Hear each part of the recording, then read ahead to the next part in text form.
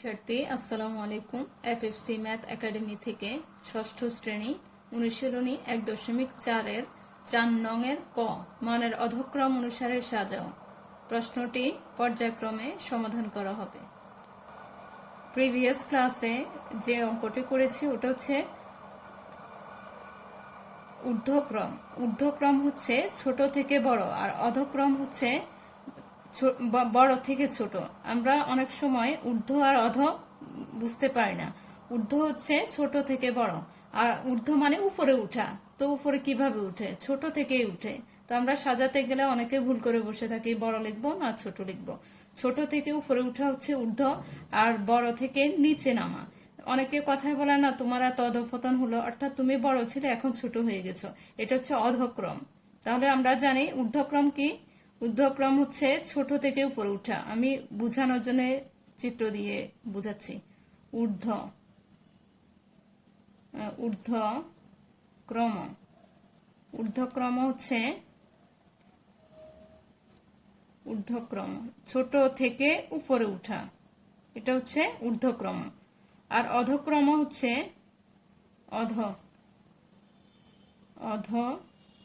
অধক্রম অধক্রম হচ্ছে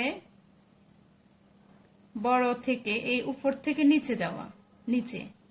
তাহলে তীর চিহ্ন নিচে হবে, যেহেতু নিচে যাচ্ছে, অর্থাৎ ও বড় ছিল এখন নিয়ে ছোট হয়ে যাচ্ছে, এটা হচ্ছে অধ। তাহলে আমরা লিখবো এটা হচ্ছে বড় থেকে ছোট হওয়া, বড় থেকে ছোট হওয়া। আর ঊর্ধ্ব হচ্ছে ছোট থেকে বড় হওয়া, ছোট থেকে বড়। বড় থেকে ছোট, ছোট থেকে বড়। ঊর্ধ্ব ছোট থেকে বড়, অধ হচ্ছে বড় থেকে ছোট। তার মানে সে বড় থেকে ছোটর দিকে যাচ্ছে, তার মানে তার অবনতি হচ্ছে, অর্থাৎ অধক্রম হচ্ছে। তাহলে আমরা এখন এটা করব। এখন লিখবো যে ভগ্নাংশের হরগুলোর লসাগু বের করতে হবে। যেহেতু এগুলা হচ্ছে সবগুলা দিয়ে, যেমন 4 দিয়ে আটকে যাবে, আবার এখানে জোড় সংখ্যা 2 দিয়ে যাবে, কিন্তু 7 তো বেজোড়। এই জন্য আমরা এখন এটাকে এইগুলোর লসাগু করবো, হরগুলোর। তাহলে লিখবো যে প্রদত্ত ভগ্নাংশের গুলোর হরগুলোর লসাগু, প্রদত্ত ভগ্নাংশের হরগুলোর লসাগু।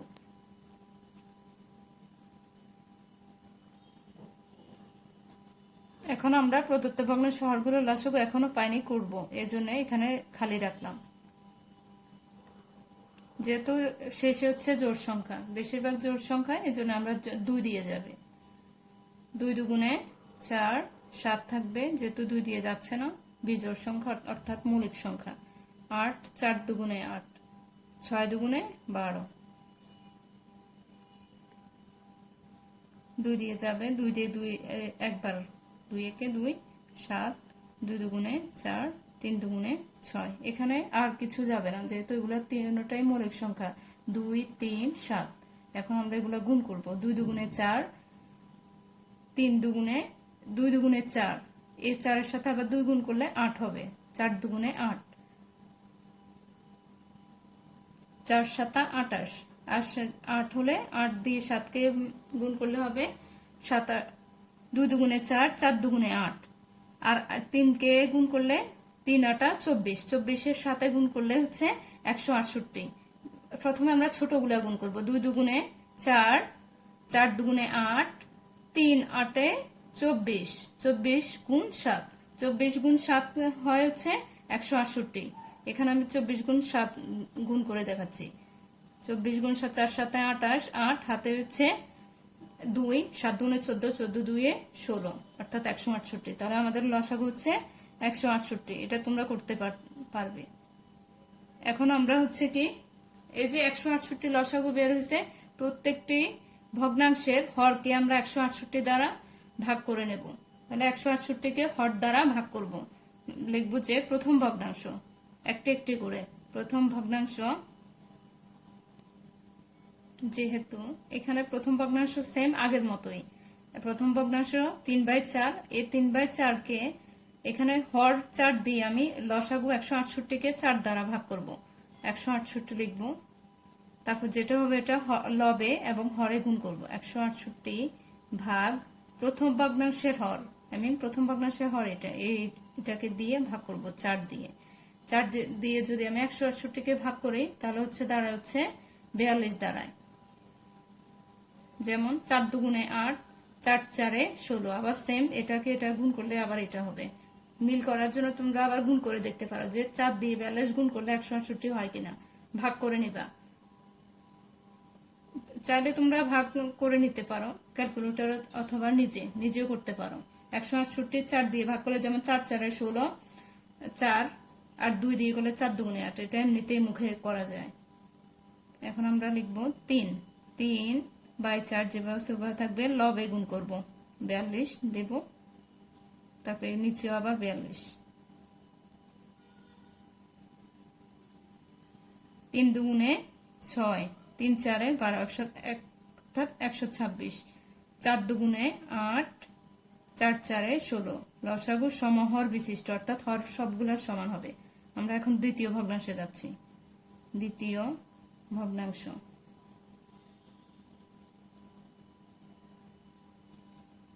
আমাদের দ্বিতীয় ভগ্নাংশ হচ্ছে 6/7। 6/7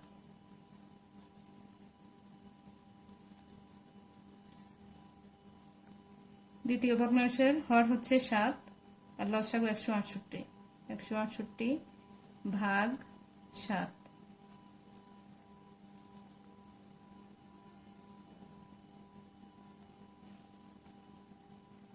আমরা এখন 7 দিয়ে করব। যেমন 7 দিয়ে যদি আমি 168কে ভাগ করি, 7 দুগুণে 14, 3 7 21, 3 বাদ দিলে বেশি হয়ে যাবে, তার মানে 2 বাদ দেব। 7 দুগুণে 14, আরো থাকে 2, 28, 4 7 28, অর্থাৎ 24। আমি পাশাপাশি ভাগ করতেছি।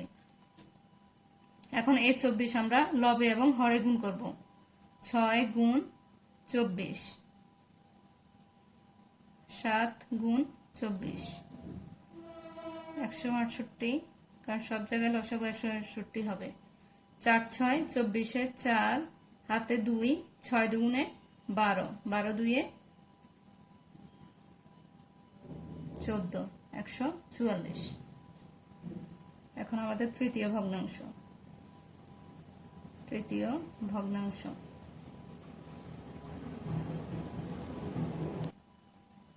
এখানে তৃতীয় ভগ্নাংশ হচ্ছে 6/7। সরি, আমি এখানে হচ্ছে চতুর্থ ভগ্নাংশ লিখে ফেলছি। 7/8। হ্যাঁ ঠিক আছে, 7/8 হচ্ছে আমাদের তৃতীয় ভগ্নাংশ। ঠিক আছে, তাহলে হচ্ছে এখন আমরা এখানে 7/8 যেভাবে সেভাবে থাকবে। এখন আমরা ভাগ করব 168কে হর, তৃতীয় ভগ্নাংশ হর হচ্ছে 8, 8 দিয়ে ভাগ করব। দেখা যাচ্ছে এখানে 8 2 বার যাবে, 8 দুগুণে 16, আর 8-এ 8-এ ভাগ করলে আবার 1 হয়, তার মানে 21।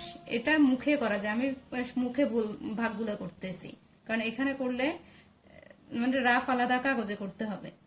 এখন আমরা 21টা উভয় পক্ষে গুণ করে দেব, অর্থাৎ লবে এবং হরে গুণ করে দেব।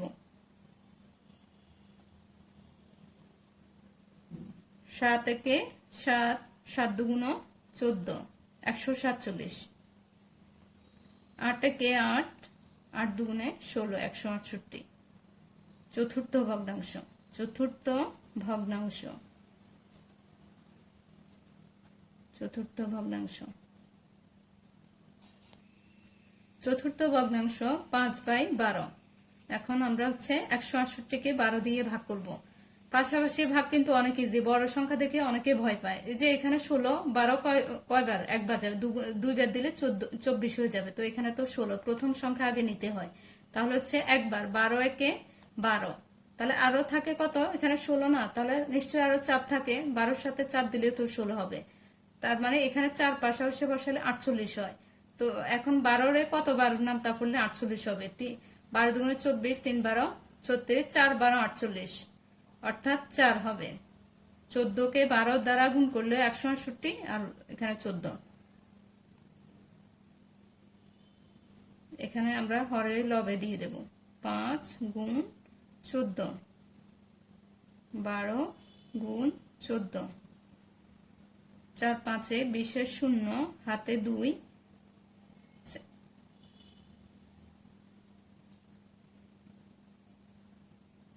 5 একে 5, 6 7, 70, 70। 4 দুগুণে 8, তারপর হচ্ছে 168। এখন আমাদের এই তৃতীয় ভগ্নাংশ শেষ, এখন চতুর্থ ভগ্নাংশ শেষ। এখন আমরা লিখবো যে অধক্রম অনুসারে সাজাও। তার আগে আমরা যেগুলো বাইর হয়েছে সমতুল সমহর বিশিষ্ট ভগ্নাংশ ওগুলো আমরা লিখবো। সুতরাং সমহর বিশিষ্ট ভগ্নাংশগুলো, সমহর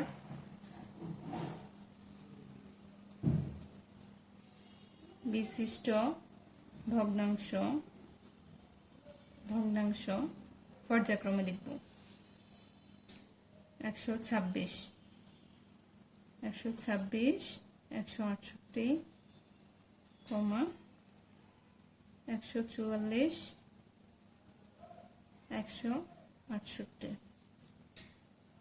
147 বাই 168 এবং 70 বাই 168। এখন হচ্ছে আমরা তুলনা করব। যেহেতু এগুলার হর একই, তাহলে আমরা লবের সাথে তুলনা করে ভগ্নাংশগুলো অধক্রম সাজাবো, অর্থাৎ বড় অনুসারে সাজিয়ে লিখব। এখন লবগুলোর মধ্যে তুলনা করব যে কে বড়, সবচেয়ে বড় কে। অধক্রম মানে বড় থেকে ছোট, বড় কে দেখবো আমরা।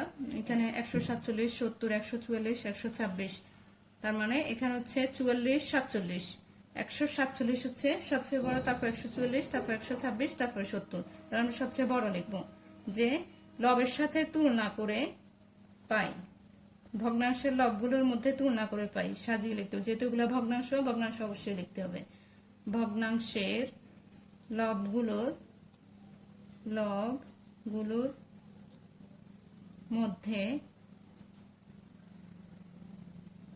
মধ্যে তুলনা। এখন আমরা লবগুলোর মধ্যে তুলনা করে পাইলাম যে লব হচ্ছে 147 বড় চিহ্ন এদিকে, যেহেতু এটা সবার বড়, ছোট থেকে বড়, বড় থেকে ছোট, এটা বড় তারপরে বড়, এভাবে চিহ্ন। এই চিহ্ন দেওয়ার অর্থ হচ্ছে গ্যাট দেন এদিকে হবে। যেহেতু 147 সবার বড় চিহ্ন এভাবে দিলে এটা বড়। এখন আমরা এটা সুতরাং লিখবো যে কোন ভগ্নাংশগুলি তুলনা করার পর এই যে এখানে এলোমেলো আছে, তো এখন আমরা ভগ্নাংশগুলো বড় থেকে ছোট সাজালাম, তো এখন ভগ্নাংশগুলো সাজাবো। লবগুলো সাজানোর পরে আমরা এখন কি করব, ভগ্নাংশ সাজাবো। আমি সবগুলোর নিচে আমাদের হরগুলো লিখে দেব। 147 বাই 168, সেম এগুলা চিহ্ন আবার সেম। 144 বাই 168 চিহ্ন, 126 বাই 168, 70 বাই 168।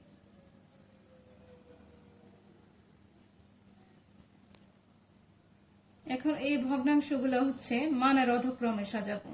যে কোন ভগ্নাংশ থেকে এই ভগ্নাংশগুলা, এই যে প্রথমে যে আমার প্রশ্ন আছে ওই প্রশ্নগুলা দেখে মাত্র কিন্তু বোঝা যাচ্ছে না যে কোনগুলা বড় কোনগুলা ছোট। এখন আমরা করার পরে বুঝতে পারছি যে এখানে 147 বা 168, এই যে 147 বা 168 হচ্ছে তৃতীয় ভগ্নাংশ 7/8। কিন্তু এটা থেকে কি বোঝা যাচ্ছে যে এটাই বড়, কিন্তু মনে হচ্ছে যে এটা বড় অথবা এটা বড়, কিন্তু আমরা করার ফলে বুঝে নিয়েছি যে 7/8 অর্থাৎ তৃতীয় ভগ্নাংশটি হচ্ছে আমাদের সর্বোচ্চ বড় সংখ্যা, অর্থাৎ অর্ধক্রম, মানে বড় থেকে ছোট ক্রমে সাজাবো, মানে সবচেয়ে বড় নির্ধারণ করা হয়েছে। তাহলে আমাদের মূল ভগ্নাংশটি লিখবো যে 147 বা 168 কোথায় আছে, যে আমাদের তৃতীয় ভগ্নাংশ। তাহলে লিখবো যে মানের অধক্রম অনুসারে সাজিয়ে, মানের অধক্রম। এখানেও লেখা যেত, এটা এখানে লিখে ফেললে একবারে হতো, অধক্রম অনুসারে সাজিয়ে। তাহলে হচ্ছে তৃতীয় ভগ্নাংশ হচ্ছে কি 7/8, তাহলে আমরা লিখবো 7/8 গ্রেটার দেন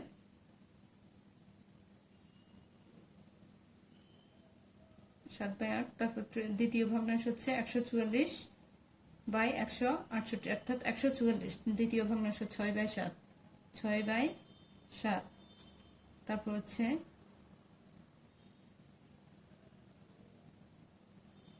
3/4, প্রথম ভগ্নাংশ 3/4।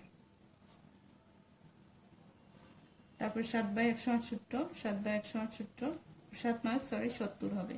70/168 চতুর্থ ভগ্নাংশ 5/12, 5/12। এটাই হচ্ছে আমাদের রেজাল্ট, উত্তর। ভিডিওটি ভালো লাগলে লাইক, কমেন্ট, শেয়ার করুন এবং আরো গণিতের ক্লাস পেতে এফএফসি ম্যাথ একাডেমি পেজটি ফলো করুন এবং পঞ্চম শ্রেণী থেকে দশম শ্রেণী পর্যন্ত অঙ্কগুলো আমাদের ইউটিউব চ্যানেল এফএফসি ম্যাথ একাডেমিতে পর্যায়ক্রমে দেওয়া আছে। এই চ্যানেলটি সাবস্ক্রাইব করুন। ধন্যবাদ।